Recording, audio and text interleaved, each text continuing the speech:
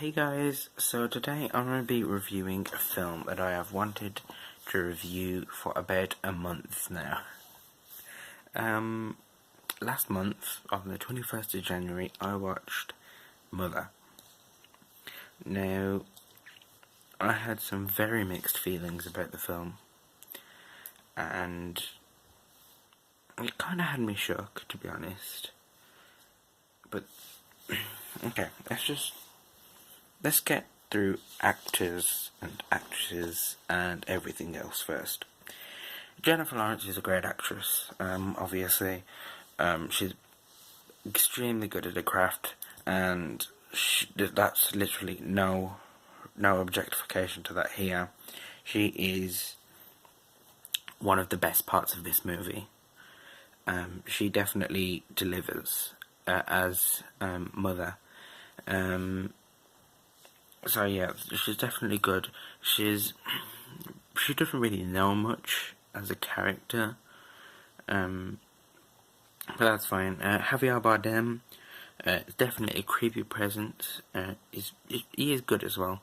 I enjoyed most of his scenes, but I questioned his motives a lot, and I realised maybe I shouldn't be doing that because, as Darren Aronofsky said, you shouldn't really pick it apart, but I mean, of course I'm going to pick it apart. I'm going to review it. Darren Aronofsky did well directing the film. It definitely seemed coherent at times, but not emphasis on at times. It seemed coherent at times. There are definitely parts where I was like, no, this is no, and that's a bit sad to say because I was actually really anticipating this film. Matthew Libatique, I don't know. He did the cinematography. It's very atmospheric. It's very beautiful. It's definitely a beautiful looking film.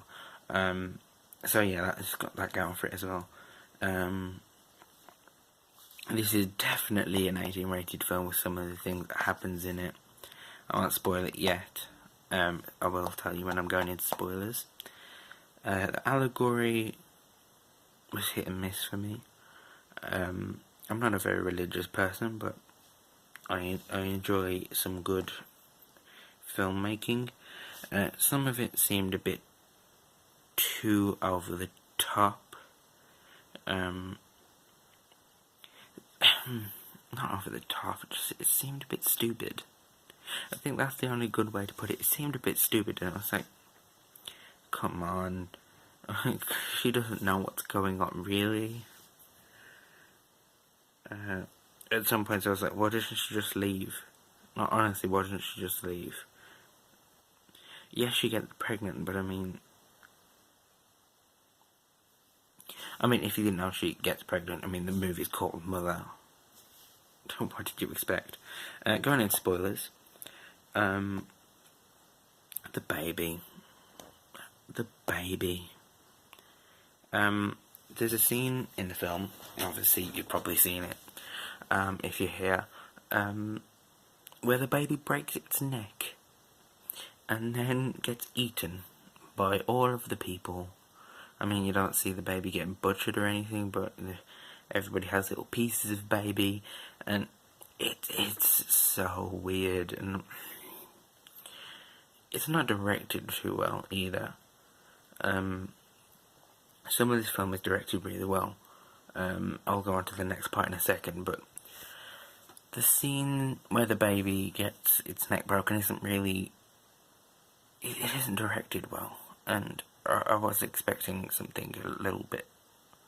I wasn't expecting the baby to break its neck, but I knew it's probably either gonna die or something else. I didn't expect the baby to survive, and I didn't expect Mother to survive. I didn't expect most of these people to survive the film. Moving on, it turns into a war film at some point, and I actually really enjoyed that. the fact that it turned into a war film with like blood and guts. It was actually really well directed. I think there was a bit of a one shot in there as well. I don't know how long it was, but it was quite a while. It wasn't the longest one ever. My favourite one shot from last year is still Atomic Blonde. If you haven't seen Atomic Blonde, you need to see that one shot because it's amazing. Yeah, but the war film aspect, it was actually pretty good. I really enjoyed seeing. It's like mankind tearing itself apart. I think it's kind of interesting to see. Obviously, I wouldn't want that to happen in real life because that would lead to a nuclear war at this point. But yes, the fact that it turns into a war film is pretty good. And obviously, there's like then it's kind of like a rebirth, and it's like the house turns back to normal again, and then there's a new mother character. It's symbolising just the exact same thing happening over and over again. Just so Javier Bardem, or him, can feel on their power, I guess. I don't know, it's kind of weird. Yeah, I really wish it kind of would have ended with Jennifer Lawrence dying and then turn to black, because that would have been a bit more. I mean, it would have been better, to be honest. I didn't need that at the end. I mean, I knew it was probably going to happen again. Maybe tease it, like tease the house, turn it back to normal. But yeah, I didn't really need the ending that much. I mean, yeah. That's all I'm going to say about that. And obviously how Jennifer Lawrence died was she basically turned into a suicide bomber. Basically, she just blew up the house, really. That's how she decided to end all the pain and suffering, I guess, inside herself, and just killing all these other people as well. She just wanted them to get out of her house, and I guess that's a good way to get them out of her house. But yeah, the ending of this film is really divisive for me, and it's really hard to talk about a month after. But overall, I think I did enjoy watching this film. I'm never going to watch it ever again, but I think it's a good watch for the first time and the first time only, really, because I don't think anyone's. It's too. It tries to be too much. I think that's the problem. It tries to be too much, and honestly, if this was better directed, I would say, oh yeah, this is really good. It's definitely out there. It's just not out there in all the right ways. So I think for this film, I'm going to give it a B minus. B minus, yeah. That seems about right. It's good,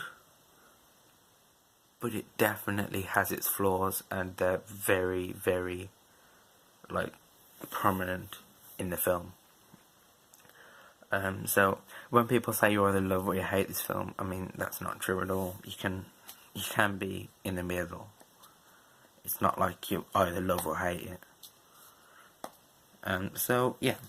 Tell me what you think about this film, Mother. What do you think about Jennifer Lawrence? Are you excited to see Red Sparrow in the next upcoming weekends? I think it comes out March 2nd in America, March 1st here. So tell me if you're going to watch Red Sparrow, and I'll see you next time.